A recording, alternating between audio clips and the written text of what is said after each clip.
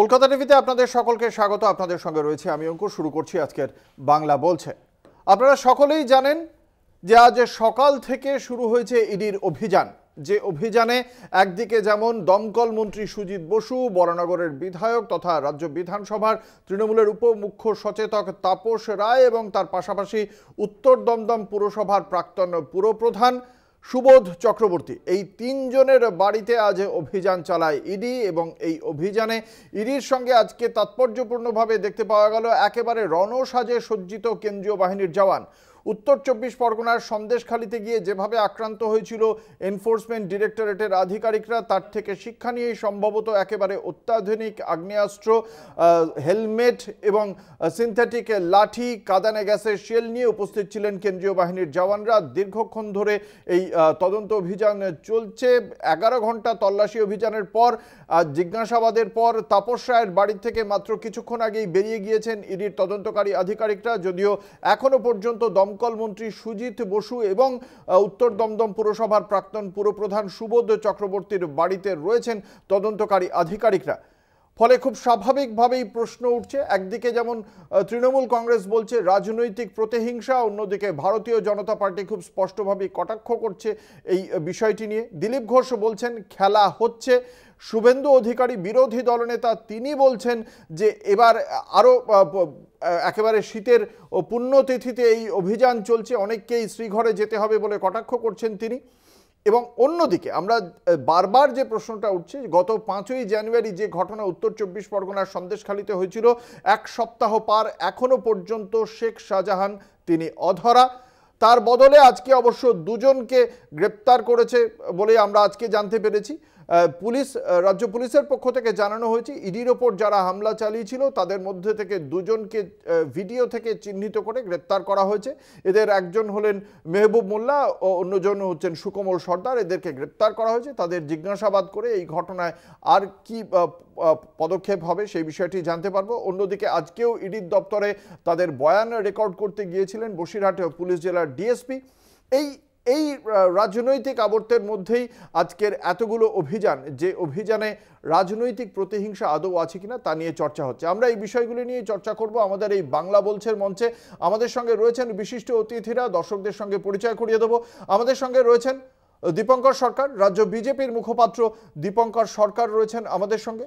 রয়েছেন রিজু দত্ত, তৃণমূল কংগ্রেসের মুখপাত্র রিজু দত্ত রয়েছেন আমাদের সঙ্গে। এবং রয়েছেন শুভজিৎ সরকার, সিপিএম এর মুখপাত্র শুভজিৎ সরকার।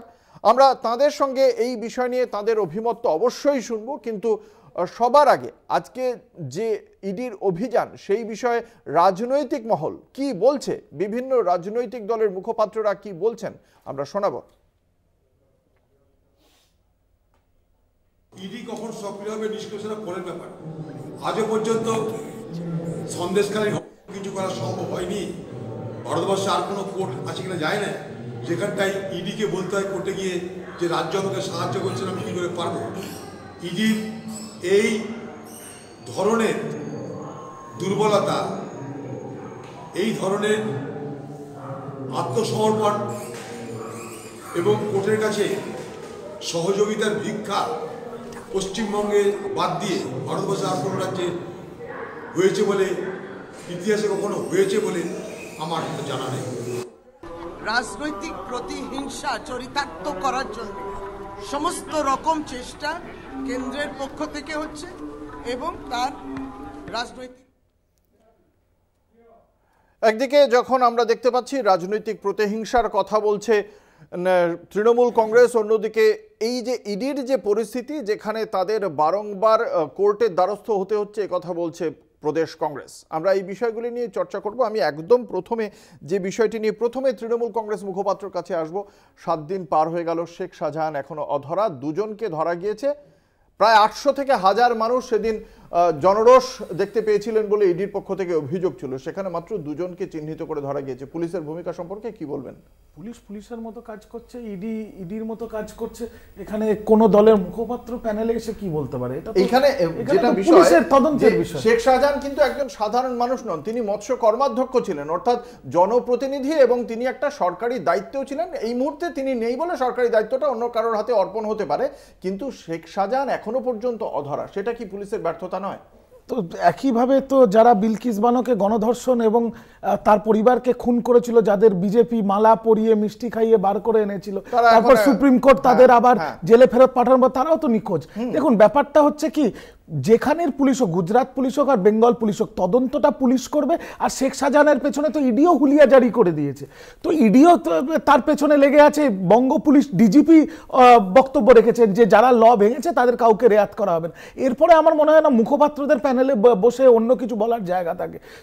তদন্তের মতো এগোচ্ছে, কিন্তু আমার কথা হচ্ছে যারা শেখ শাহজাহানকে নিয়ে এত মন্তব্য করছেন যে ইডি গেছে, ইডি এই করবে ওই করবে শেখ শাহজাহান, আমার কথা হচ্ছে সেই বিজেপি পার্টিকে আমার একটা মানে খুব ডাইরেক্ট প্রশ্ন, হেমন্ত বিশ্ব শর্মা থেকে অজিত পাওয়ার, যাদের আপনারা চোর গুন্ডা ডাকাত বলেছিলেন, তারা এখন ডেপুটি চিফ মিনিস্টার। আর যে শুভেন্দু অধিকারী ভিডিও আপনারা ছেড়েছিলেন কাগজে মুড়িয়ে টাকা নিচ্ছে, সেই চোর শুভেন্দু এখন আপনাদের বিরোধী দলনেতা, বিজেপির সর্বোচ্চ নেতা। তো ইডির কি তখন চোখে দেখতে পায় না, না অন্ধ হয়ে পড়ে? সেটাই আমার প্রশ্ন। আসবো বিজেপি মুখপাত্রর কাছে। আজকে এখনো পর্যন্ত শেখ শাহজাহান অধরা, এবং তার প্রেক্ষিতে তৃণমূল কংগ্রেসের পাল্টা যুক্তিও আপনি শুনেছেন। বিলকিস বানুর মামলার ক্ষেত্রে যাদের সারেন্ডার করতে বলা হয়েছিল সুপ্রিম কোর্টের পক্ষ থেকে, তারাও অধরা। দুটি বিষয় আমি এক করছি না, এটা তৃণমূল কংগ্রেসের যুক্তি। আমি প্রথমত জানতে চাইছি যে শেখ শাহজাহান সম্পর্কে আপনাদের অভিমতটা কি? দেখুন, শেখ শাহজাহান সম্পর্কে অভিমত আপনার একটা জিনিস পরিষ্কার, শেখ শাহজাহান তো আর তৃণমূলের প্রোডাক্ট নয়। তৃণমূল পরবর্তীকালে শেখ শাহজাহানকে 2013 সালে আবিষ্কার করেছে। শেখ শাহজাহান 2005 সালে ওই এলাকায় পঞ্চায়েতের ভেড়ি পাহারা দেওয়ার কাজ করত। শেখ শাহজাহান 2011-12 সালে মধ্যমগ্রাম তৃণমূলের শেখ শাহজাহান তো আপনি আপনার কথাটাই আমি বলছি, আপনি বলছেন সাধারণ লোক নন, আমি সেই প্রশ্নটাই আসি। 2013 সালে তার মাথায় জ্যোতিপ্রিয় মল্লিকের হাত পড়ার পরের থেকে সে একেবারে ফুলে ফেপে কলা গাছ হয়ে সিপিএমের গলানো চটিতে পা দিয়ে আজকে শেখ শাহজাহান এত বড়। শেখ শাহজাহান যে ঘটনাটা ঘটিয়েছে, ভারতবর্ষের ইতিহাসে এরকম ঘটনা নদীর খুব কম পাওয়া যায়, পশ্চিমবঙ্গে এরকম ঘটেনি। এর মূলে কে? আমাদের মূল একটাই, কারণ এই মূলের কথা কি বলেছিলেন বাংলার যিনি মুখ্যমন্ত্রী, তিনি রেড রোডে দাঁড়িয়ে কি একটা মিটিংয়ে বলেছিলেন বলুন গত মাসে? কি বলেছিলেন? বাংলার মা বোনেরা আপনাদের কাছে হাতা খুন্তি বা বটি যা থাকবে তাই নিয়ে ইডি সিবিআই রাস্তায় ঢুকে দাঁড়াবেন। একেবারে তো আমার কথা নয়, বাংলার মুখ্যমন্ত্রী, আমাদের মুখ্যমন্ত্রী, গর্বের মুখ্যমন্ত্রী, তিনি বলেছিলেন। ঠিক সেই বাক্যটাই শাহজাহানের বাড়িতেই ঘটেছে। এবার শাহজাহান কোথায় লুকিয়ে আছে পশ্চিমবঙ্গের পুলিশ আজকে 7 দিন ধরে জানতে পারছে না, সেটা তো কার ব্যর্থতা? পুলিশের ব্যর্থতা। আর ইডি সিবিআই, আপনি ইডির কথা বলছেন, ইডি কিন্তু কোনো সময় গ্রেপ্তার করতে গেলে তাকে অর্ডার লেগে হাইকোর্টে, সেই জন্য ইডি হাইকোর্টে গেছে। হাইকোর্ট থেকে হুলিয়া জারি করার যে নির্দিষ্ট প্রসেস, সেই প্রসেসের মাধ্যমে দুজনকে গ্রেপ্তার করা হয়েছে, সেটাকে কিভাবে দেখছেন? ভাবুন, দুজনকে গ্রেপ্তার করেছে, আজকে 1000 জন আক্রমণ করে দুজনকে গ্রেপ্তার করেছে, সেই মানে খড়ের গাদায় সুচ খোঁজার মতো দুজনকে খুঁজে বের করেছে, তাই বলতে হবে। তাহলে আর বিকল্প যে সেই কম্বলের যদি লোম বাঁচতে হয় তাহলে সে তা থাকবে না। ওই এলাকায় যারা ঘটনা ঘটেছে, তারা শাহজাহানের যারা সহকর্মী, শাহজাহানের সাথে যারা করেছে, তাদের ফুটেজ পাওয়া গেছে, পুলিশ ধরতে পারছে না। পুলিশের চরম ব্যর্থতা, নাকি মমতা ব্যানার্জি পুলিশ মন্ত্রী তিনি দায়ী? শুভজিৎ সরকার, সিপিএম এর মুখপাত্রের কাছে আজকের যে পরিস্থিতি, আমি ইডির তদন্ত অভিযান নিয়ে পরে আসছি। আমি প্রাথমিকভাবে জানতে চাইছি যে শেখ শাহজাহান এখনো অধরা, সেই জায়গায় দুজনকে অন্তত গ্রেপ্তার করতে পেরেছে পুলিশ। পুলিশের ভূমিকা এবং শেখ শাহজাহান কেন অধরা বলে আপনারা মনে করেন? এখানে পুলিশের ভূমিকা নিয়ে তো প্রশ্ন করার মতোই, কারণ স্বাভাবিকভাবে যখন একটা এরকম ধরনের ঘটনা ঘটে যায় যে কেন্দ্রীয় সংস্থা আসে এবং তাদেরকে এভাবে আক্রমণের শিকার হতে হয়। দেখুন, কেন্দ্রীয় সংস্থা, তার কোনো দল হয় না। নির্দিষ্টভাবে আপনি বলতে পারেন যে কিছু নজির দেখানো যায় যে কেন্দ্রীয় সংস্থা অনেক ক্ষেত্রে বিজেপির প্রতি তার সুনরম, বিজেপির নয় এমন দল যদি হয় তার প্রতি যতটা দেখাচ্ছে অ্যাক্টিভিটি, অতটা অ্যাক্টিভিটি বিজেপির ক্ষেত্রে দেখাচ্ছে না। কিন্তু তাও সেক্ষেত্রে যদি একটা কেন্দ্রীয় সংস্থা কোনো ইনভেস্টিগেশনের কারণে আসে, কারোর ব্যাপারে আলোচনা করতে আসে, সেক্ষেত্রে এটা তো কোনো নজির হতে পারে না যে তাকে আমি হাতা খুন্তি দিয়ে বা গাড়ি ভাঙচুর করবো। কিন্তু এখানে আরেকটা প্রশ্ন আসে, সেটা হচ্ছে যে এই যে ইডি সিবিআই বা কেন্দ্রীয় সংস্থা আক্রমণের শিকার হলো, এই কেন্দ্রীয় সরকার কি করছে? বিজেপি সরকার তারা নিজেদের লোকেদের প্রোটেকশন দিতে পারে না। তৃণমূল সরকারকে আমি ছেড়ে দিলাম, তৃণমূল সরকার তো স্বাভাবিকভাবে পুলিশকে আমরা দেখেছি বিভিন্ন সময় যখন নাকি মুখ্যমন্ত্রী গিয়ে ভবানীপুর থানা থেকে আসামি ছাড়িয়ে আনতে পারে, আবার আবার কোনো ব্যক্তি তারা হয়তো কিছু কমেন্ট করার জন্য রাত্রিবেলা বাড়ি থেকে পুলিশ ধরে নিয়ে আসতে পারে। আবার অনেক ক্ষেত্রে পঞ্চায়েত নির্বাচনের সময় দেখা গেছে বিরোধী প্রার্থী সে নমিনেশন দিতে পারছে না, তৃণমূল আক্রমণ করছে, পুলিশ সামনে দাঁড়িয়ে দেখছে। কিন্তু বিজেপি সরকার যারা বলছে তারা নাকি তৃণমূলের হাত থেকে বাংলাকে বাঁচাবে, এরকম অনেক স্লোগান তারা দিয়েছে। বিজেপির কারা বলছে? শুভেন্দু অধিকারী। শুভেন্দু অধিকারী তো নিজে এই ধরনের কত কত শাহজাহান যে লুকিয়ে আছে বিভিন্ন জেলায় বিভিন্ন ব্লকে, তাদেরকে অনুপ্রেরণা জুগিয়ে তাদেরকে এই জায়গায় নিয়ে এসছে কে? আজকে শুভেন্দু অধিকারীকে আমরা দেখেছি প্যাকেটে টাকা নিচ্ছে, আমরা দেখেছি শুভেন্দু অধিকারী, ফিরহাদ হাকিম থেকে শুরু করে তৃণমূল বিজেপি, যদি আমাদের লোক নিত আমি একথা এখানেও বলতাম। কিন্তু সেই বিষয়ে সিবিআই ইডি তৎপরতা নেই কেন? তার মানে সিবিআই ইডি স্পেসিফিক্যালি কি চাইছে? আসলে দেখুন এই ছুকিত খেলাটা পছন্দ না আমাদের, আমরা চাই সিবিআই ইডি কেন যে কোনো ধরনের সংস্থা আসুক, কিন্তু সত্যিকারের দুধ কা দুধ পানি কা পানি হোক, যারা দোষী তারা শাস্তি পায়। আমরা প্রাথমিক পর্বে তিনজনেরই বক্তব্য শুনেছি। একটা ছোট্ট বিজ্ঞাপনী বিরতিতে যাওয়ার সময় হয়েছে, বিরতির পর ফিরে আসছি, সঙ্গে থাকুন। ফিরে এলাম বিরতির পর, আপনারা দেখছেন বাংলা বলছে, আপনাদের সঙ্গে রয়েছে আমি অঙ্কুর। আজকে এই যে তিন নেতা সুবোধ চক্রবর্তী, তাপস রায় এবং দমকল মন্ত্রী সুজিত বসু, এই তিনজনের বাড়িতে আজকে সকালবেলা পৌঁছে যায় ইডির তদন্তকারী আধিকারিকরা এবং তাদের সঙ্গে পৌঁছে যায় একদম রণসাজে সজ্জিত হয়ে কেন্দ্রীয় বাহিনীর জওয়ানরা। ঠিক এই যে তদন্ত অভিযান, সেই তদন্ত অভিযান সম্পর্কে কি বলছেন বিজেপি, তৃণমূল কংগ্রেস এবং কংগ্রেসের সর্বোচ্চ নেতৃত্ব, রাজ্য নেতৃত্ব, আমরা শোনাবো। যতই ২৪-এর ভোট যুদ্ধের সময় এগিয়ে আসছে, ততই যেন পাল্লা দিয়ে বেড়ে চলেছে কেন্দ্রীয় এজেন্সিগুলির তৎপরতা। রেশন দুর্নীতি কাণ্ডে সন্দেশখালীতে অভিযানে গিয়ে আক্রান্ত হওয়ার এক সপ্তাহ পর আবার বাংলায় ইডির তৎপরতা। শুক্রবার ভোরে মন্ত্রী সুজিত বসু, বিধায়ক তাপস রায়, প্রাক্তন পুরপ্রধান সুবোধ চক্রবর্তীর বাড়িতে হানা দেয় ইডি। শুরু হয়ে যায় রাজনৈতিক তরজা। শাসক দলকে তীব্র কটাক্ষ করেছে গেরুয়া শিবির। বিরোধী দলনেতা শুভেন্দু অধিকারীর প্রতিক্রিয়া, তথ্য পেয়েছে বলেই আজকের পূর্ণ দিনে ভোর ভোর বেরিয়ে পড়েছে ইডি। ব্যাগ গোছাতে শুরু করুন, সঙ্গে শীতের জিনিসও রাখবেন। সুজিত বসুর পিএ সহ ওখানকার সাউথ দমদমের চেয়ারম্যান পাঁচুবাবু সহ যাদের জিজ্ঞাসাবাদ করা হয়েছে, বরানগরের চেয়ারম্যান সহ, তাদের কাছে মেটেরিয়াল পেয়েছে বলেই এনফোর্সমেন্ট ডাইরেক্টরেট আজকের পূর্ণ দিনে পূর্ণ কাজ করতে ভোর ভোর বেরিয়ে পড়েছে। সুজিত বসু দক্ষিণ দমদম পুরসভাতে নিয়োগ দুর্নীতিতে সরাসরি যুক্ত, একাধিকবার আমি বা অন্যরা বলেছেন। প্রধান শুনতাম খেলা হবে খেলা হবে, আমাদের কবে হবে? এখন খেলা শুরু হয়েছে, খেলা চলবে এখন। এই যে দুর্নীতি রন্ধ্রে রন্ধ্রে ছেয়ে গেছে পশ্চিমবাংলায়, যারা করেছে তারা তো ছাড় পাবে না। শুরু হয়েছে, চলতে থাকবে। এখন দুর্নীতিমুক্ত বাংলা করার জন্য এই লড়াই চলছে। কেন্দ্রীয় এজেন্সির অভিযানকে রাজনৈতিক উদ্দেশ্য প্রণোদিত বলে পাল্টা আসরে নেমেছে তৃণমূল কংগ্রেস। বিজেপির অঙ্গুলি হেলনে এসব হচ্ছে। বিজেপির নেতারা প্রতিদ্বন্দ্বীদের তালিকা কেন্দ্রীয় এজেন্সিকে দিচ্ছে, তোপ কুণাল ঘোষের। কেন শুভেন্দুকে জেরা করা হচ্ছে না সেই প্রশ্নও তুলেছে তৃণমূল কংগ্রেস। আবার ইডি তল্লাশি এবং সম্পূর্ণ রাজনৈতিক উদ্দেশ্য প্রণোদিত। এই গোটা ঘটনাটা ঘটছে বিজেপির অঙ্গুলি হেলনে, বিজেপি তৈরি করে দেয়া প্রতিহিংসা রাজনীতির স্ক্রিপ্টের উপর দাঁড়িয়ে। যেভাবে সুজিত বোস, তাপস রায়, সুবোধ চক্রবর্তীর বাড়িতে এই রেড হচ্ছে, তাতে পরিষ্কার বোঝা যাচ্ছে বিজেপি নেতারা তাদের প্রতিদ্বন্দ্বীদের লিস্ট এজেন্সির কাছে পৌঁছে দিচ্ছে এবং এজেন্সিকে দিয়ে তারপরে একটা নেগেটিভ মহল তৈরি করার জন্য। বিজেপি পারছে না লড়তে, বিজেপি হেরে যাচ্ছে, বিজেপি হেরে গিয়েছে, তাই তারা ব্যবহার করছে কখনো সিবিআই, কখনো ইডি, কখনো এনআইএ এজেন্সিগুলি দিয়ে হ্যারাস করছে। আমরা এর তীব্র প্রতিবাদ জানাচ্ছি। পাশাপাশি বলছি সিবিআই এর FIR named Suvendu Adhikari, registered চোর শুভেন্দু অধিকারী, কেন তার বাড়িতে রেড হচ্ছে না? রাজনৈতিক প্রতিহিংসা চরিতার্থ করার জন্য সমস্ত রকম চেষ্টা কেন্দ্রের পক্ষ থেকে হচ্ছে এবং তার রাজনৈতিক দলের পক্ষ থেকে হচ্ছে। এটা জলের মতো পরিষ্কার। এই দিনের ইডি অভিযানের প্রেক্ষিতে উল্লেখযোগ্যভাবে শাসক দলের বিধায়ক তাপস রায়ের পাশে দাঁড়াতে দেখা গেল প্রদেশ কংগ্রেস সভাপতি অধীর রঞ্জন চৌধুরীকে। তাপস রায় দুর্নীতির সঙ্গে যুক্ত নন বলেই মনে হয় বলে দাবি করেন তিনি। এদিন কেন্দ্রীয় এজেন্সির কড়া সমালোচনা করেছেন অধীর। তাপস রায় চুরি চাকরি করেছে বলে আমার মনে হয় না, কিন্তু তাকে ব্যক্তিগতভাবে চিনি আমি।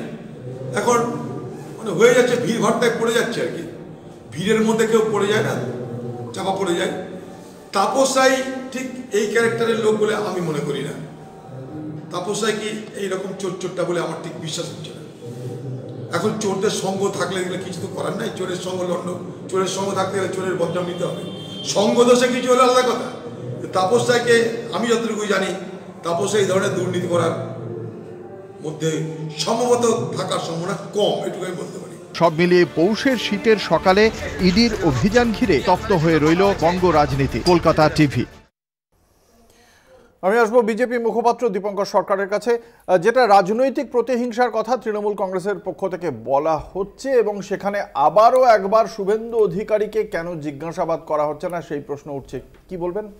দেখুন অঙ্কুরবাবু, যে এরকম তো হয়নি, কোনো জায়গায় চোর চুরি করার পরে এসে বলেছে যে থানায় গিয়ে, বা আমি রাস্তায় দিয়ে বলিনি চোর বলবে না যে আমাকে ধরো চুরি করো। দেখুন নিয়োগের যে দুর্নীতির এই যে কিসের তদন্ত আজকে সকাল থেকে হচ্ছে একটু জানা দরকার। 1954 সালে পশ্চিমবঙ্গের আইন অনুযায়ী পশ্চিমবঙ্গে একটা সংস্থা তৈরি হয়েছিল যারা ওয়েস্ট বেঙ্গল মিউনিসিপ্যাল মানে সার্ভিস কমিশন। আমি এটা বলি কি, আমি 1954 সালের জায়গায় আমরা যাব না, আমি আমাদের সময়টা খুব কম, আমি আপনাকে সময়টা দিচ্ছি, সময়টা পূর্ণ ব্যবহার করলে খুশি হব। ঠিক আছে, একদম সরাসরি যে প্রশ্নটা করলাম তার যদি উত্তর দেন। না, সরাসরি যে শুভেন্দু অধিকারী নাম বলছে বলতেই পারে, এরা তো বলবে না শুভেন্দু অধিকারী কি করেছে নারদার টাকার ব্যাপারে, নারদার টাকা সাজানো চক্রান্ত, সেটা আমরা বারবার আপনার চ্যানেলেও ব্যাখ্যা দিয়েছি। আজকে তো নারদার ব্যাখ্যা দিতে বলিনি, তারা কোর্টে গেছে, যেটা তাদের অভিযোগ করেছে শুভেন্দু অধিকারী। দ্বিতীয় যে বিষয়টা যে 1954 সালে মিউনিসিপ্যাল সার্ভিস কমিশন হয়, তার মাধ্যমে পৌরসভা নিয়োগ হবে। 70টা পৌরসভায় আইনশীলের সংস্থার মাধ্যমে কেন নিয়োগ হলো, কারা নিয়োগ পেল? 6000 লোকের নিয়োগ হলো, 5000 লোকের তার মধ্যে ওএমআর শিট বিকৃত করা হলো, 5000 বাংলার যোগ্য প্রার্থীদের চাকরিটা কেড়ে নিল। হাওড়া পুরসভার চেয়ারম্যানেরও নাম ছিল, তাদের এখনো পর্যন্ত তাদের কোনো প্রকার পদক্ষেপ করেনি কেন্দ্রীয় তদন্তকারী সংস্থা। সময় আসলে নিশ্চয়ই করবে। মানে আজকে তৃণমূলের গুলো হচ্ছে না, আজকে তৃণমূল যখন তৃণমূল বলে দেবে সময় আসবে, তার মধ্যে না সময় আসবে, কাঁথি পুরসভা থাকে অবশ্যই যাবে। আমি কাঁথি পৌরসভাতে দেখেছে, আগেও তো ডেকে তাদেরকে জিজ্ঞাসাবাদ করেছে।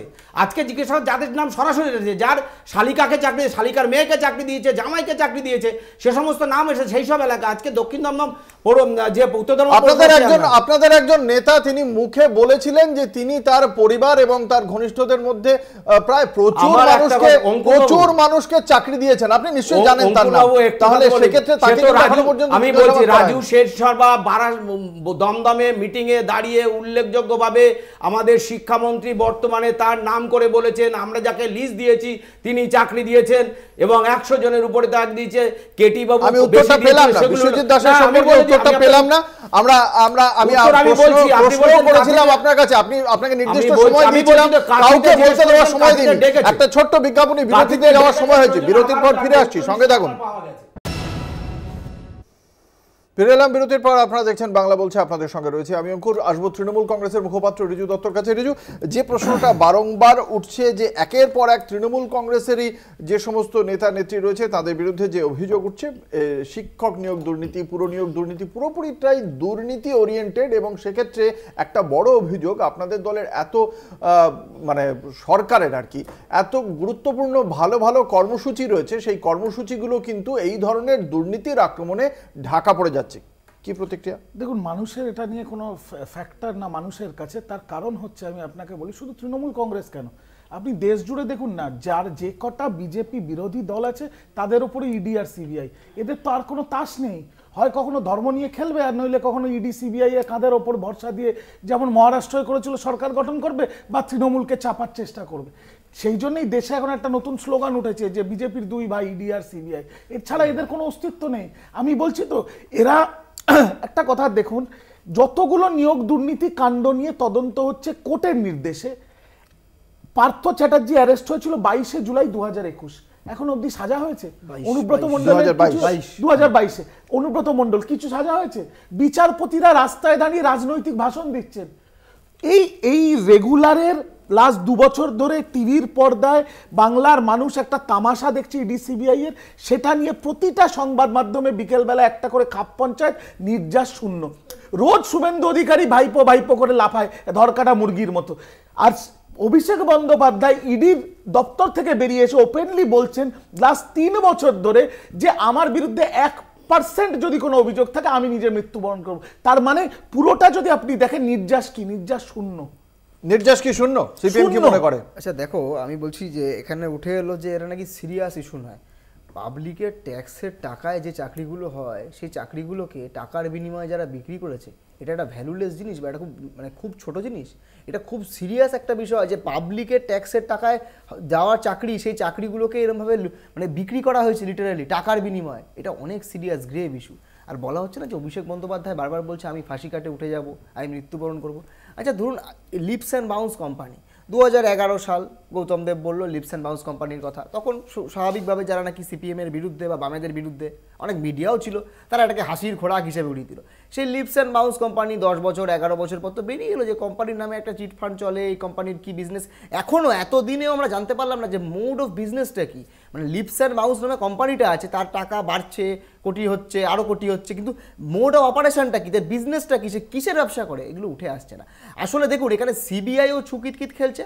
সিবিআই ইডি যারা আছে মাঝে মাঝে যাচ্ছে, কিছু খাওয়া দাওয়া করছে, ঘুরে আসছে, বিরিয়ানি, কেউ চপ, কেউ হয়তো ফ্রাইড রাইস, চিলি চিকেন, কিন্তু কেউ কেউ হয়তো আজকের যে অভিযানটা সে সম্পর্কে সিপিএম এর কি না, আমি বলছি আজকে এটা অভিযান এটা কি কোনো নবান্ন আন্দোলন নাকি? নবান্ন অভিযান, রাইটার্স বিল্ডিং অভিযান, ব্যাপারটা কি? দেখুন সিবিআই যাচ্ছে, গিয়ে গিয়ে আমরা দেখছি টিভির পর্দায় একদল লোক বাইরে থেকে আবার তারা আসছে প্রোটেক্ট করার জন্য তাদের নেতাকে। আবার দাদা শেষ করে না, তারপরে আমার খুব স্পষ্ট কথা, যারা চুরি করেছে, যারা লুট করেছে, তারা ধরা পড়ুক। এবং এখানেও একটা গলদ আছে বিষয়টা, তৃণমূলের ক্ষেত্রে আমি বলি, তৃণমূলের নেতারা যদি মনে করে থাকে, আমি অনেক ক্ষেত্রে মনে করি, সত্যি মনে করি যে সিবিআই ইডি স্পেসিফিক্যালি পলিটিক্যাল একটা ভেন্ডেটা হিসেবে কাজ করছে। কিরকম? যে বিজেপি যারা করাপ্টেড লিডার তাদেরকে যাচ্ছে না, খালি যারা বিজেপি নয় তাদেরকে যাচ্ছে। কিন্তু তৃণমূলের নেতারা যদি মনে করে যে আমরা ভাই সৎ, আমরা কোনো টাকা মারিনি, আমরা চুরি করিনি, তাহলে কিসের ইডি সিবিআই নিয়ে ভয়? আসো, নাও স্টেটমেন্ট নাও, আমি এখানে এই টাকা আমার আছে, ইনকাম হয়েছে, এই হয়েছে, তুলে যাও। কিন্তু সিবিআই ইডিও এখানে একটা ন্যাকামো করছে, একটা টপিক কি আমাদের যে এজেন্ডাগুলো নিয়ে কথা বলার কথা, সেই এজেন্ডা থেকে সরিয়ে গিয়ে কি দেখানো হচ্ছে, এই ইডি অভিযান হলো, এই সিবিআই অভিযান হলো। আমি একটাই কথা বলতে চাই যে দেখুন, পশ্চিমবঙ্গে যেভাবে ইডি সিবিআই অভিযান চলছে সেটা আগাম জানিয়ে দিচ্ছে শুভেন্দু অধিকারী যে নিজে সিবিআই ইডি এফআইআর নেমড। আমি একটা কথা আপনাদের দর্শকদের স্মরণ করিয়ে দিতে চাই, কিছুদিন আগে একটা সার্বজনীন মঞ্চ থেকে শুভেন্দু অধিকারী বলেছিল আমি এবার অমিত শাহকে বারাসাত গিফট করব। আই এম কোটিং হিম, আমি এবার অমিত শাহকে বারাসাত গিফট করব। এবার বারাসাতের আমাদের ওই অঞ্চলের সাংসদ ডক্টর কাকলি ঘোষ দস্তিদার, আর ওখানে দমকল মন্ত্রী বহুবারের বিধায়ক কে সুজিত বোস। আমার কথা হচ্ছে যে যদি ইডি আর সিবিআই মনে করে যে তৃণমূলের সিনিয়র লিডার মন্ত্রীদের অ্যারেস্ট করে ওরা পার পেয়ে যাবে, তাহলে এই খেলা ওরা 19-এও খেলেছিল, 21-এও খেলেছিল, রেজাল্ট তৃণমূলই জিতেছে, তৃণমূলই জিতবে, আর বিজেপি আবারও হারবে। আর এইবার যদি লোকসভায় বিজেপি 10টা আসন ক্রস না করে, তাহলে এদের মধ্যে যে অন্তর্দ্বন্দ্ব, এদের গোয়াল ঘরে যে গুতোগুতি, এদের কর্মীরা যেভাবে এদেরকে নিয়ে জুতোর বিজ্ঞাপন দিচ্ছে এদের পার্টি অফিসের বাইরে, আমি গ্যারান্টি দিয়ে বলছি দিলীপ ঘোষ আর সুকান্ত মজুমদার দায়িত্ব নিয়ে শুভেন্দু অধিকারীকে বলি দিয়ে। বিজেপি মুখপাত্রের কাছে আসবো, দীপঙ্কর সরকারের কাছে আমার প্রশ্ন, যে কথা বলা হচ্ছে যে শুভেন্দু অধিকারী বারাসাত গিফট করবেন, বারাসাত গিফট করবেন বলার পর আমরা কি দেখতে পাচ্ছি? হাবড়া জ্যোতিপ্রিয় মল্লিক, মধ্যমগ্রাম রথিন ঘোষ, বিধাননগর সুজিত বসু, এদের 3 জনের বাড়িতেই কিন্তু ইডির অভিযান হয়ে গেছে বা চলছে। কি বলবেন যে সেই লক্ষ্যেই কি ইডির অভিযানগুলো একটা একটা করে হচ্ছে? বারাসাতের ইলেকশন নিয়ে তাহলে একটু বলি, একটু সময় দিয়ে। নিশ্চয় 2019 সালের নির্বাচন বারাসাত লোকসভায়, বারাসাত লোকসভার 7টা লোকসভার মধ্যে 2টোই বিজেপি জিতেছিল, 5টায় তৃণমূল এগিয়েছিল, 2টো যেটা এগিয়েছিল তার মধ্যে বিধাননগর একটা, অশোক আর হচ্ছে কি হাবড়া। যে হাবড়া থেকে 19,500 ভোটে তখনকার দিনে বিজেপি প্রার্থী জয়ী হয়ে লিডে ছিল, এবং বিধাননগরে 6,500 ভোটে। আমি আপনার একটা কথা বলি, তাহলে তো আপনি যে দুটো কথা বললেন, যে দুটো জায়গার উদাহরণ দিলেন, সেই দুটো জায়গায় তো বিজেপি এগিয়েছিল, তার মানে হচ্ছে আপনার উদাহরণের সাথে মিলল না। আমি আপনার কাছে আসবো। এই মুহূর্তে আপনারা যে চিত্র দেখতে পাচ্ছেন, সুজিত বসু বাড়ি থেকে এই মুহূর্তে ইডির তদন্তকারী আধিকারিকরা বেরিয়ে যাচ্ছেন, সুজিত বসু রয়েছেন তার ব্যালকনিতে, আপনারা দেখতে পাচ্ছেন সেই ছবি।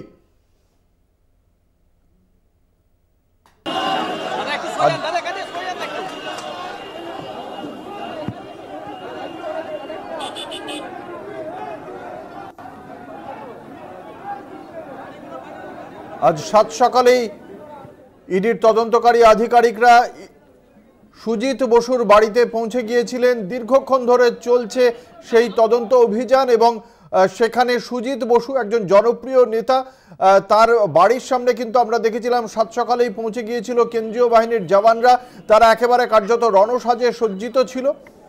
অত্যাধুনিক আগ্নেয়াস্ত্র, কাঁদানে গ্যাসের শেল, হেলমেট, সিনথেটিক লাঠি, ঢাল সমস্ত কিছু নিয়ে উপস্থিত ছিলেন। সুজিত বসু এই মুহূর্তে আবারও একবার বাইরে বেরিয়ে এসেছেন, আপনারা দেখতে পাচ্ছেন সেই চিত্র।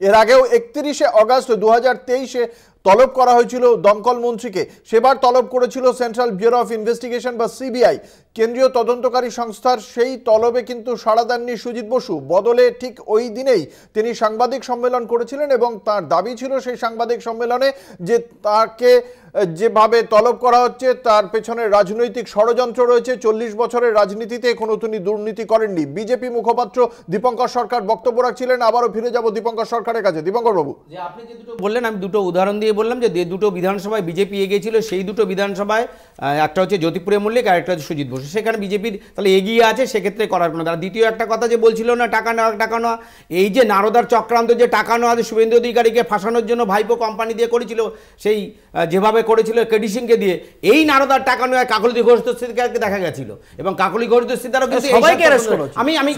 আমি বলি সেই জন্য নারদার দোষে যদি শুভেন্দু অধিকারী যতটা দোষী করা হবে, কাকলি ঘোষ দস্তিদার ঠিক বিজেপির পক্ষ থেকে লোকসভার আমি বলি এথিক্স কমিটি আদবানি, লালকৃষ্ণ আদবানি কেন ডাকেননি কাউকে? লালকৃষ্ণ আদবানি এথিক্স কমিটি ডাকেননি, সেটা তো আলাদা। আপনি যে কথাটা বললেন, রিজু দত্ত কি বলছে? রিজু দত্ত বলছে বারাসাতকে গিফট দেবে, বারাসাতকে গিফট দেবে, এটা শুভেন্দু অধিকারী বলেনি। বারাসাত না, এরকম আরো 35টা সিট গিফট দেবে। 10 সেকেন্ড, 35টা সিট পশ্চিমবঙ্গ থেকে গিফট দেবে এটা বলেছে উনি। ভুল শুধু বারাসাত শুনেছেন, আমরা আরো 34টার কথা বলছি। ঠিক আছে, বলুন, শেষ করুন। এখন যদি কারুর জন্মের সময় আয়োডিনের কমি থাকে শরীরে, ভুলভাল বকে, তাতে তো আমাদের কিছু করার নেই। আসল কথা হচ্ছে, আমি একটা কথা বলি, এই যে নারদার কথা উনি বললেন না, আমি এই মঞ্চ থেকে, এই চ্যানেল থেকে ওপেনলি বলছি, যাদের যাদের তৃণমূলের ববি হাকিম থেকে কাকলি ঘোষ দস্তিদার যাদের যাদের দেখা গেছে টাকা নিতে, তাদের বিরুদ্ধে তদন্ত দরকার পড়লে অ্যারেস্ট করা হোক। তো শুরুটা যেন শুভেন্দুকে দিয়ে করা হোক। বিজেপির মুখপাত্র ক্ষমতা আছে বিজেপির, বলে শুভেন্দুকে অ্যারেস্ট করবে, বলে শুভেন্দুকে অ্যারেস্ট করবে, যাদেরকে বলে সবাইকে অ্যারেস্ট করবে, পাশে নিয়ে বসে বলুক শুভেন্দুকে অ্যারেস্ট করবে, বলে শুভেন্দুকে নিয়ে অ্যারেস্ট করার বিষয়ে কি বলবেন? শুভেন্দু অধিকারীকে অ্যারেস্ট করার বিষয়ে কি বলবেন? আপনারাই তো দেখিয়েছিলেন, তারপর সেই ভিডিও ফুটেজটা কেন উইথড্র করলো বিজেপি? সেই ভিডিও ফুটেজটা কেন উইথড্র করলেন? কেন উইথড্র করলেন? ইউটিউব চ্যানেলে ছেড়ে এখন উইথড্র করলেন সেই ভিডিও ফুটেজটা? কোনটা দেবে আর না সেটা চ্যানেলে দিয়েছিলেন তো আপনারা। তো দিয়েছিলেন, আমরা দিয়েছি, আমরা উইথড্র করেছি প্রয়োজন মনে হয়েছে, কারণ আমরা ব্যাপারটা কি বলুন তো, যে নারদার চক্রান্ত ভাইপো কেডি সিং দিয়ে 1000 টাকা 1000 কোটি টাকা খরচ করে 5000 কোটি টাকা বিক্রি করেছে, সেটা আমরা জানি। এটা অনুধাবন হয়েছে। তার মানে শুভেন্দু অধিকারীও চুরি করেনি, বাকিদের যারা দেখেছেন তারাও চুরি করেনি, তাই তো? চক্রান্ত আমি বলছি, তারা চক্রান্ত, বাকিরাও তো সেই চক্রান্ত। বিজেপি বলছে নারদা চক্রান্তে সকলে ফেঁসে গেছে। ভাইপোর প্রতিদ্বন্দ্বী দীপঙ্কর সরকার স্পষ্ট বলছে নারদার চক্রান্তে শুভেন্দু টাকা নিয়েছে, তিনিও চক্রান্তের শিকার এবং ভুলাকিমাও চক্রান্তের শিকার। বিজেপি কিন্তু খুব স্পষ্টভাবে বলছে একজনকে বাঁচাতে গিয়ে 8জন তৃণমূলের নেতা তাদেরকে আপনি সেভ করে দিলেন। মানে বলছে ভাইপো বাঁচিয়ে গেছে, মানে ওদেরকে ভয় পেয়ে গেছে। মানে ফিরে হাকিমকে তারপরে ভাইপো প্রয়াত হয়েছে সুগত মুখোপাধ্যায়, সুগত বোস, সৌগত, এদের সকলকে বাঁচাতে গিয়ে মানে এদেরকে ধাক্কা দিয়ে চিট দিয়ে দিচ্ছে। আরো মজার ব্যাপারটা কি জানো? মজার ব্যাপারটা হচ্ছে যে যখন এই সব আবোল তাবোল কথা বলা হচ্ছে, যা শুভেন্দু বাদে যাদের যাদের নারদায় দেখা হয়েছিল তাদের এক রাতের জন্য, তোমার হয়তো মনে থাকবে, অ্যারেস্ট করেছিল এই কেন্দ্রীয় তদন্তকারী সংস্থা। না কাকলি যখন জগতরা অ্যারেস্ট হয়নি, ভুলভাল বললে কি করে? না ভিড়া দেখি মদন মিত্র এটা দেখতে পাচ্ছি, আরো তো সুব্রত মুখোপাধ্যায় দেখতে পাচ্ছি। তার মধ্যে তিনজন মারা গেছে, এবার যেই সুলতান আহমেদ থেকে শুরু করে, এবার তার মানে বিজেপি মুখপাত্র একটা কলকাতা টিভির মতো চ্যানেলে বসে কেন্দ্রীয় তদন্তকারী সংস্থার উপরে আঙুল তুলছে। না না, আমি ভাইপোর পর আঙুল তুলছি, তুমি ঘুরিয়ে দিও না রিজু বাবু। তাই তো আপনি ঘুরিয়ে দিও। তিনজনকে অ্যারেস্ট করেছিল তো, সুব্রত মুখার্জিকে অ্যারেস্ট করেছিল তো। একটা বিষয় আমি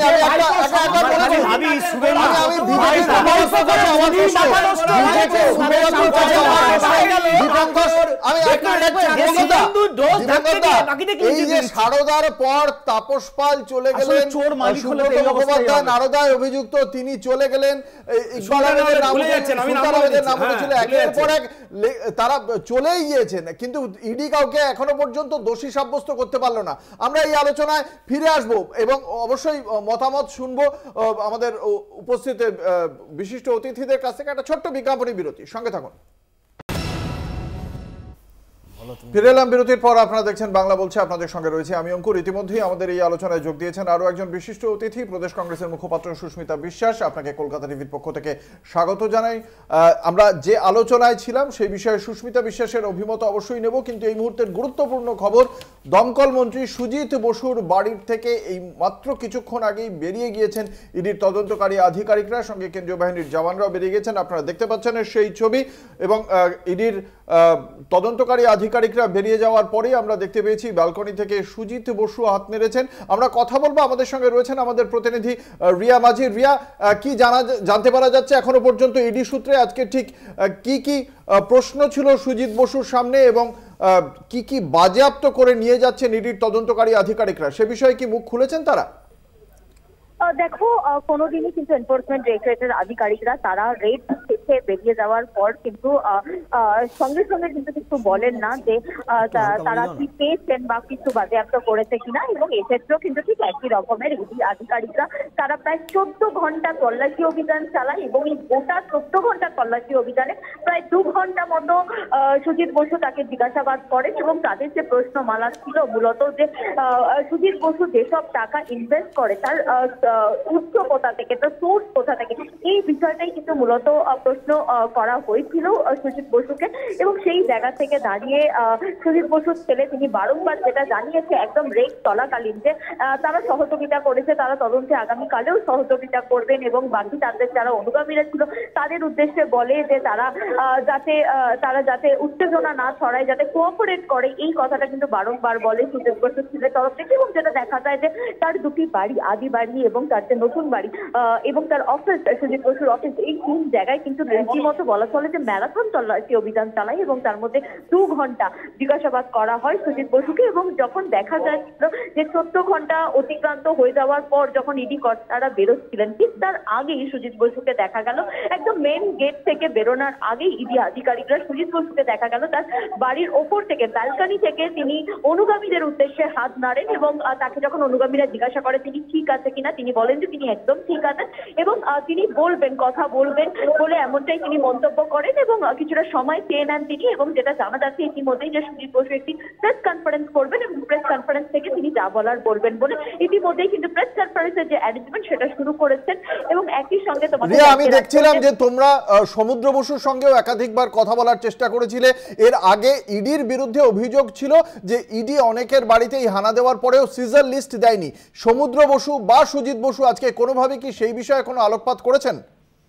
না দেখো, ইতিমধ্যেই তোমাকে জানাবো যে সুজিত বসু তার বাড়িতে তল্লাশি অভিযান কিছুক্ষণ আগেই শেষ হয়েছে, এবং সেটা কয়েক মিনিটের আগেই শেষ হয়েছে। এবং সুজিত বসু তাকে দেখা গেল যে ইডি আধিকারিকরা বেরোনোর আগেই তিনি ওপর থেকে ব্যালকনি থেকে হাত নাড়লেন অনুগামীদের উদ্দেশ্যে, এবং তিনি বললেন যে তিনি ঠিক আছেন, আর কিছুক্ষণের মধ্যেই তিনি বলবেন বলে এমনটা একটা মন্তব্য তিনি করলেন। কিন্তু কি সিজার হয়েছে সেই বিষয়টা কিন্তু এখনো জানা যায়নি, এবং আগামীকাল হয়তো ইডির তরফ থেকে প্রেস রিলিজ দিতেও পারে বা নাও দিতে পারে, যেটা ইডি যেটা করে থাকে যে প্রেস রিলিজ দিয়ে তারা জানায়নি। যতক্ষণ না তারা গুরুত্বপূর্ণ কিছু নথি পায় বা কিছু জিনিস বাজেয়াপ্ত করে ততক্ষণ কিন্তু তারা প্রেস রিলিজ দেয় না ইডির তরফ থেকে। এমনই কিন্তু গত যতগুলো রেড হয়েছে এমনটাই দেখা গিয়েছে। এই ক্ষেত্রে কি করে সেটা দেখার, এবং কিছুক্ষণের মধ্যেই সুজিত বসু তিনি নিজে প্রেস কনফারেন্স করবেন এবং তিনি নিশ্চয়ই বলবেন যদি তার বাড়ি থেকে কিছু রেড হয়ে থাকে তাহলে তিনি নিজেই সেটা বলবেন।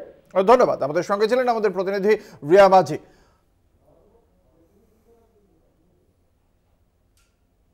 এই আলোচনায় থাকবো একটা ছোট্ট বিজ্ঞাপনী বিরতির সঙ্গে থাকুন।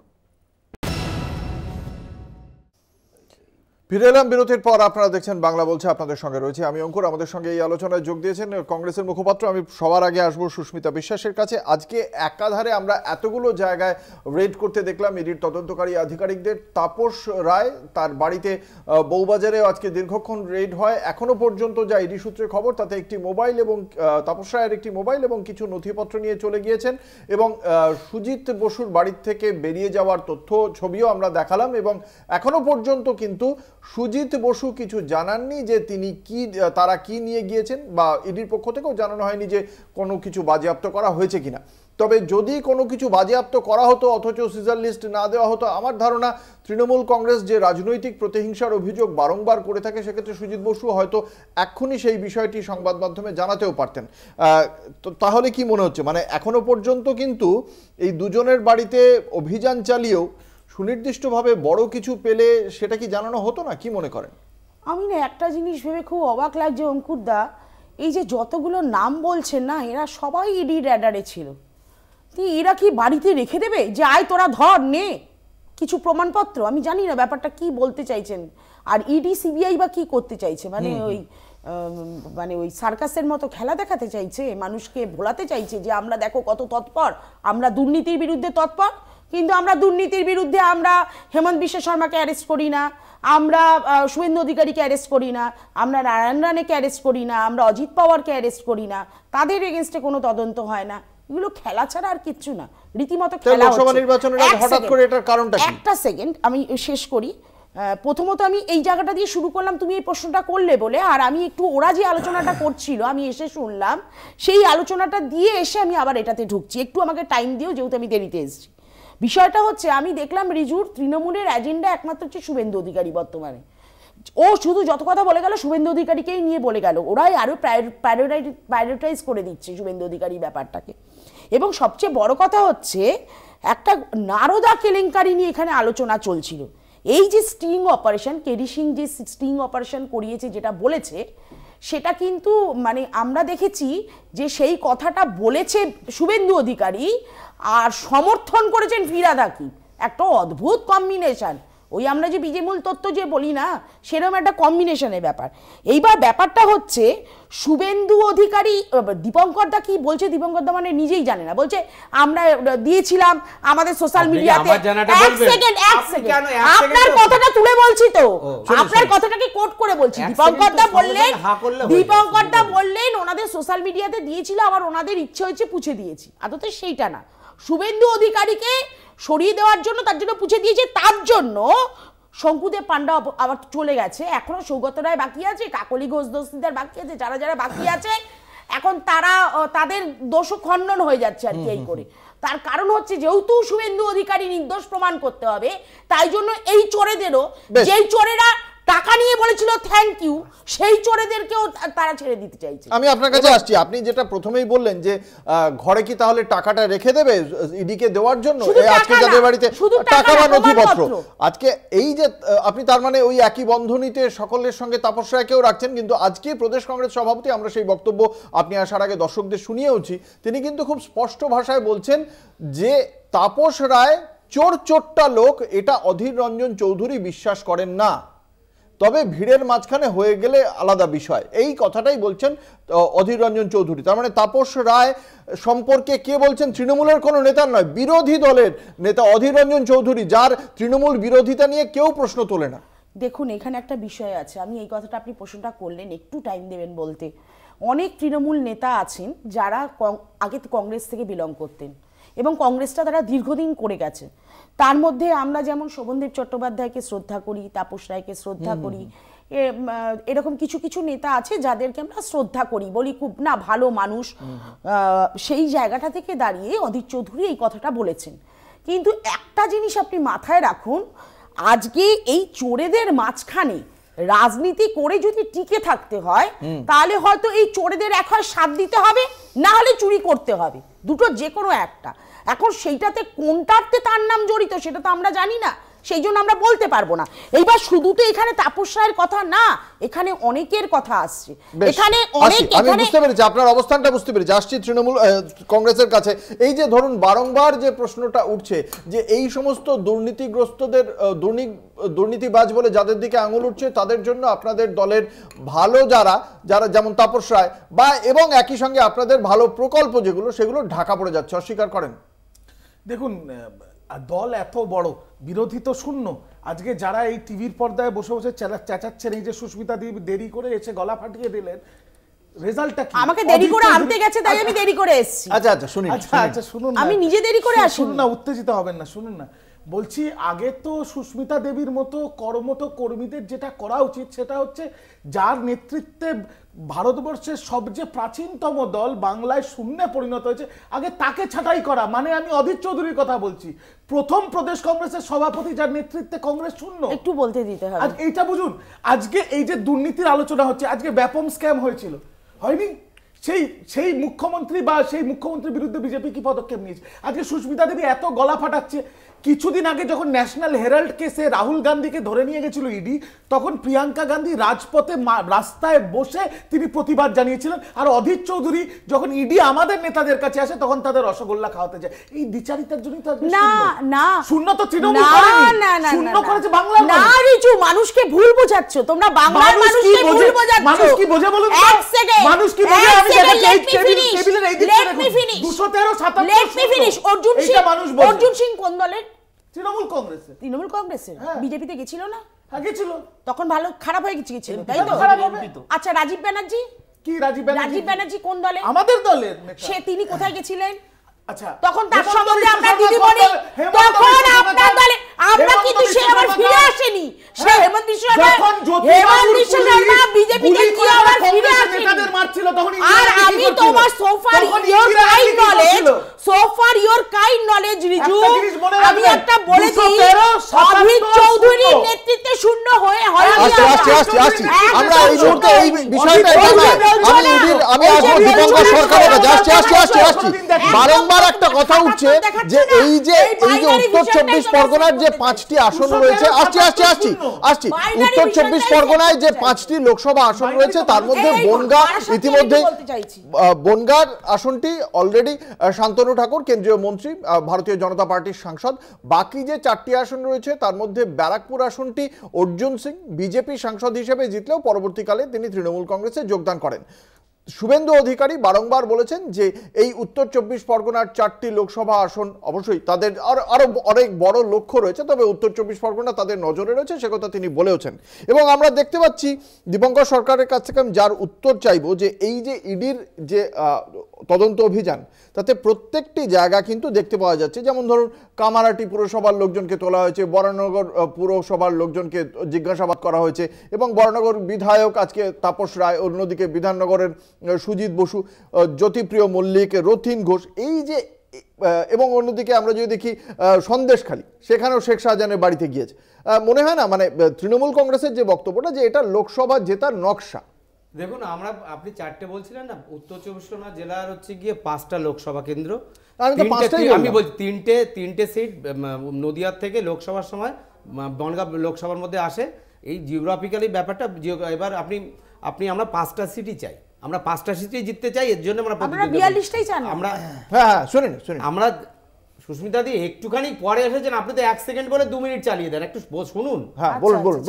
এবার আমাদের 5টা সিট কেন, আমরা বলেছি তো আমরা 35টা সিট, সেটা আপনারা বলেছেন। এবং আপনার ধরা এই যে 70টা পৌরসভায় দুর্নীতি হয়েছে, পৌর কমিশনার, মিউনিসিপ্যাল কমিশনার সার্ভিস থাকা সত্ত্বেও তাদের মাধ্যমে নিয়োগ না হয়ে ওয়াইনশিলের সংস্থা দ্বারা নিয়োগ হয়েছে, এবং কাদের পোস্টগুলো গেছে, মজদুর, তারপরে ward master, clerk, driver, sweeper, এই যে সাধারণ পৌরসভার পৌর কর্মচারী, তাদের পদগুলোকে বিক্রি করে দিয়েছে।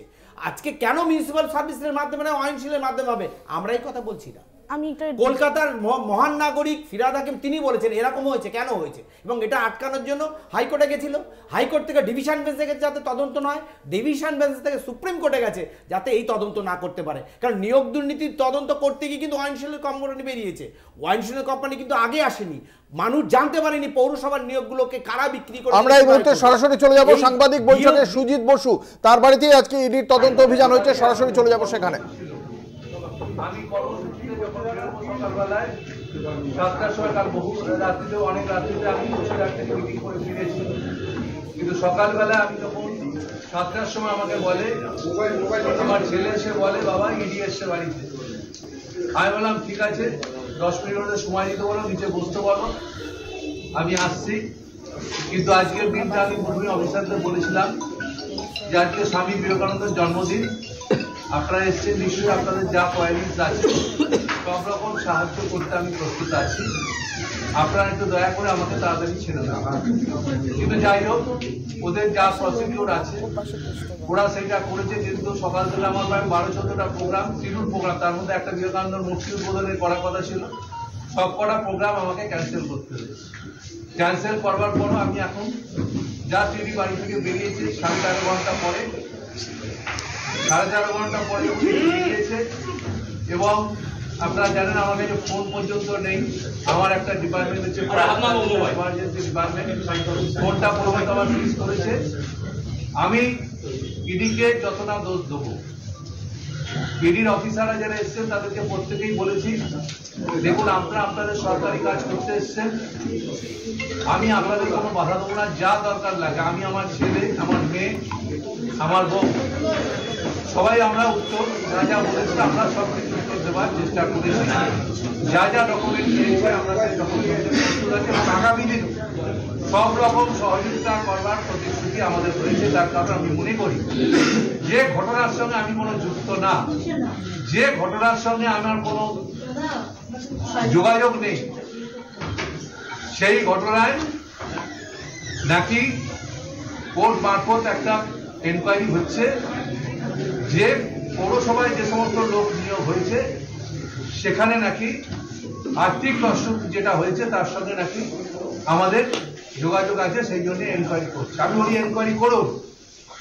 আমি আজকে সবার সামনে, প্রেসের সামনে দাঁড়িয়ে বলছি একটা কথা আপনারা মনে রাখবেন, যদি কোনো কর্মক্ষেত্রে কাজের ক্ষেত্রে কেউ 1 পয়সা সুজিত বোসকে দিয়ে থাকেন, সুজিত বোস আজকেই রেজিগনেশন মুখ্যমন্ত্রীর কাছে পাঠিয়ে দেবে। তা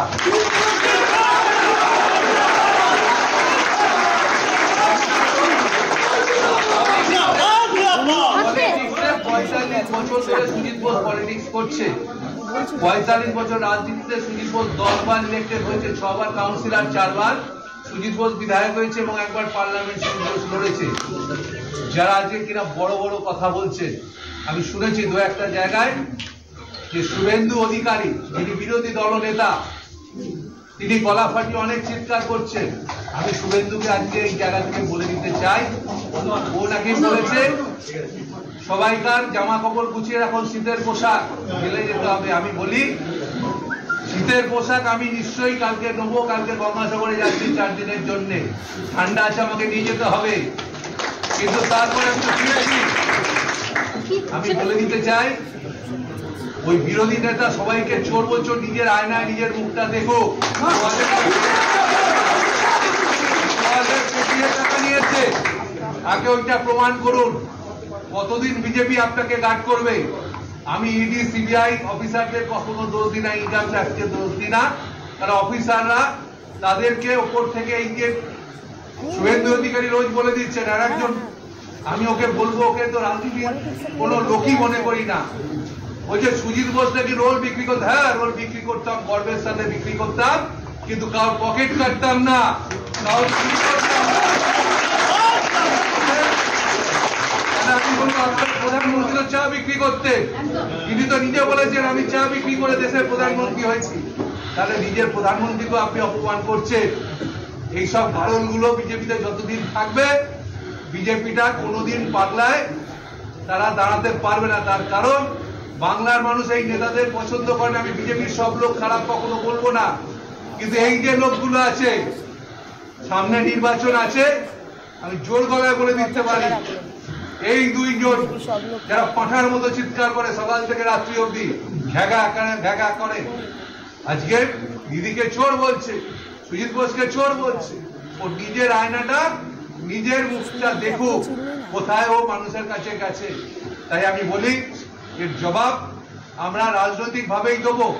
আমি কাউকে বলিনি যে কেউ মারামারি করো, কেউ ইডির লোককে অসম্মান করো, কেউ সিআরপিএফকে ধাক্কা দাও, কাউকে বলিনি। আমরা বলেছি শান্ত সবাইকে থাকতে। আজকের দিনও বলছি সবাই শান্ত থাকবে, আমাদের আন্দোলন চলবে। তার কারণ বিজেপির বিরুদ্ধে আমাদের আন্দোলন চলবে, তার কারণ আমরা মনে করি এই বাংলায় বিজেপির কোনো স্থান নেই। সেটা মমতা ব্যানার্জি প্রমাণ করে দিয়েছেন লাস্ট ইলেকশনে। তিনি বলেছেন খেলা হবে স্লোগান দিয়ে তিনি যে রাস্তায় নেমেছিলেন। সরকার গড়ার ক্ষেত্রে 213টা আসন দিয়ে আমাদের রাজ্যের মানুষ জয়ী করেছেন। আর মমতা ব্যানার্জি হচ্ছেন ডেভেলপমেন্টের লোক। তুমি মমতা ব্যানার্জিকে চোর বলছে, তুমি তো ওইখান থেকেই তুমি বড় হয়েছো, ওখান থেকেই তো সমস্ত সুযোগ সুবিধা নিয়েছো। আর তোমার কেলেঙ্কারি বেরোবে একদিন, তুমি ভেবো না ঈশ্বর তোমাকে ক্ষমা করবে না। তার কারণ নিচে পার পেতে বলো, ওপরে কেউ পার পাবে না। তার কারণ তুমি মানুষের যেভাবে মানুষের বিরুদ্ধে তুমি করছো। তোমার পরিবার, আমি কারোর পরিবার ধরে বলি না, ও পরিবার তুলে কথা বলছে, আমি বলি তোমার পরিবারটাকে তুমি নিজে ভালো করে দেখো। আর কি সুযোগ সুবিধা তোমার দরকার ছিল, আর কি সুযোগ সুবিধা তোমার আছে নেই, তোমার সবকিছু তুমি নিয়েছো। এখন ওই দলেও গিয়ে তুমি বড় বড় মাতব্বরি কথা বলছো। কোনোদিন ওই দলে তোমাকে কোনো প্রতিষ্ঠিত তুমি হতে পারবে না, কারণ তোমার মতো চোরকে বিজেপি কোনোদিন কোনো জায়গায় স্থান দেবে না। দিয়েছে করো, সামনে লোকসভা নির্বাচনে বাংলায় দেখি প্রত্যেকটা জায়গায়। আমি আজকে ঘোষণা করলাম দিদি যেভাবে বলবে বাংলার মানুষকে, আমরা সেইভাবে বাংলার মানুষের কাছে পৌঁছাবো। ইডি, সিবিআই, ইনকাম ট্যাক্স, এই সমস্ত এজেন্সি দিয়ে যদি মনে করে যারা কর্মী তাদের বাড়ি বাড়ি গিয়ে এইভাবে আজকে একটা ভালো দিন, স্বামীজির জন্মদিন, ওদের জন্য আজকে স্বামীজির জন্মদিন আমি কোনো প্রোগ্রাম সকালে পারিনি। এখন বেরিয়ে আমার বাড়ির কালীমাকে পুজো করে নমস্কার করে ঠাকুর রামকৃষ্ণ পরমকে নমস্কার আজকে আমি চাকরির জন্য আমার ব্যস্ত আমি বলছিলাম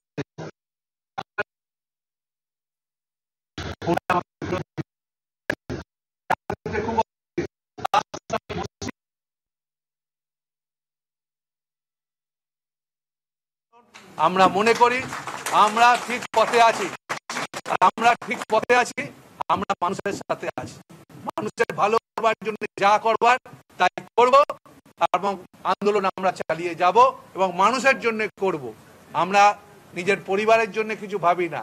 ও বলছে কে আমার আত্মীয় নাকি পেয়েছে, তারা আমার আত্মীয় যদি কোথাও পরীক্ষা দিয়ে চাকরি পায় তার দায়িত্ব আমার কি করে হয়?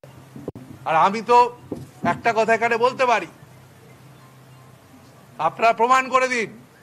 আমি সব প্রমাণের উত্তরের জবাব আমি বলেছি, যেভাবে চাইবেন আমরা গিয়ে দেবো এবং আমি গিয়ে দেবো।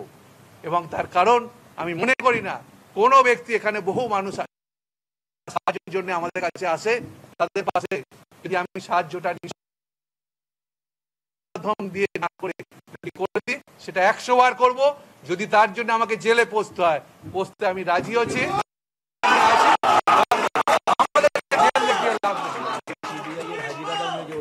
আমাদেরকে জেল দেখিয়ে লাভ নেই।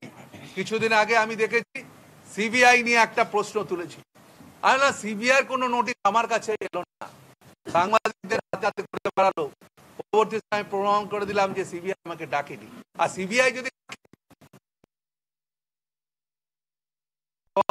রাজি আছে, আমি তো শুধু রাজনীতির বাইরেও করি।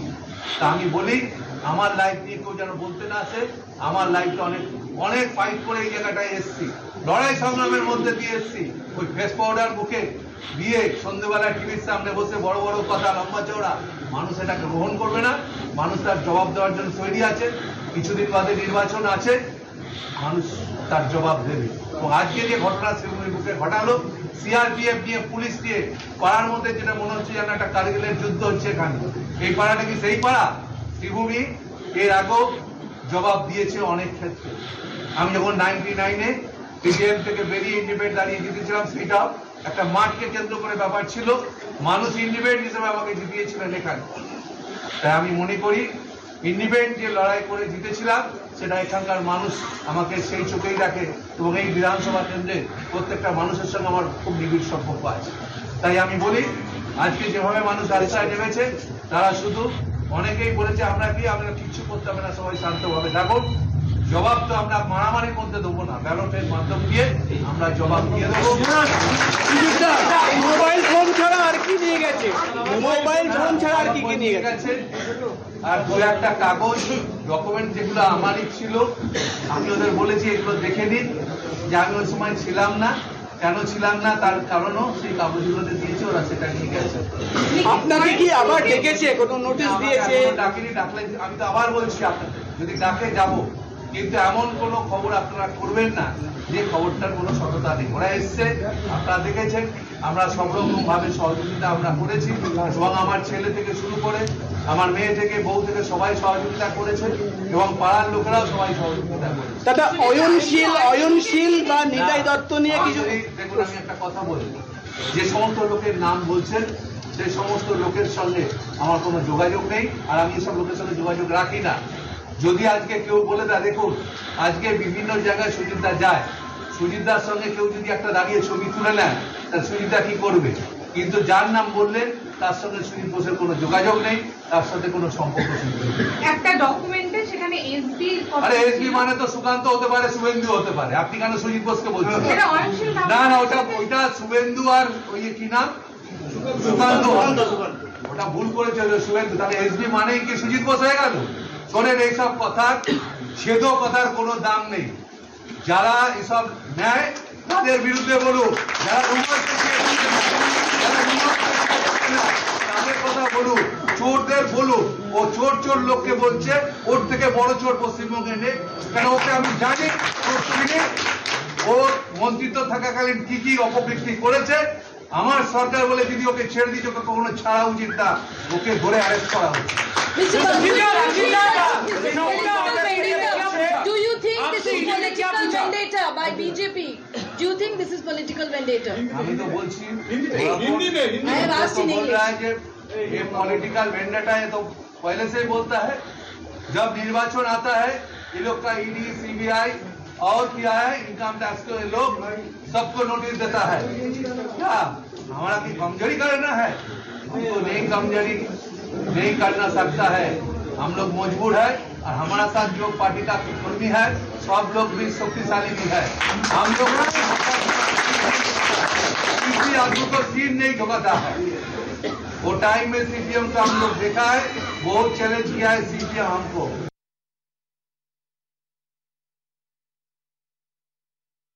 আপনারা শুনলেন সুজিত বসুর বক্তব্য। তিনি জানিয়েছেন যে মোবাইল ফোন এবং কিছু নথিপত্র ছাড়া আর কিছুই তার থেকে বাজেয়াপ্ত করা হয়নি, এবং এখনো পর্যন্ত তাকে দ্বিতীয়বার কোনো তলবের কথাও বলা হয়নি কেন্দ্রীয় তদন্তকারী সংস্থার সঙ্গে। তবে তিনি পূর্ণ সহযোগিতা করবেন বলেও জানিয়েছেন। আজকের বাংলা বলছে এখানেই শেষ করছি। আমাদের সঙ্গে ছিলেন বিশিষ্ট অতিথিরা, ছিলেন দীপঙ্কর সরকার, রিজু দত্ত, সুস্মিতা বিশ্বাস, শুভজিৎ সরকার। আপনাদের প্রত্যেককে আপনাদের মূল্যবান মতামতের জন্য অসংখ্য ধন্যবাদ।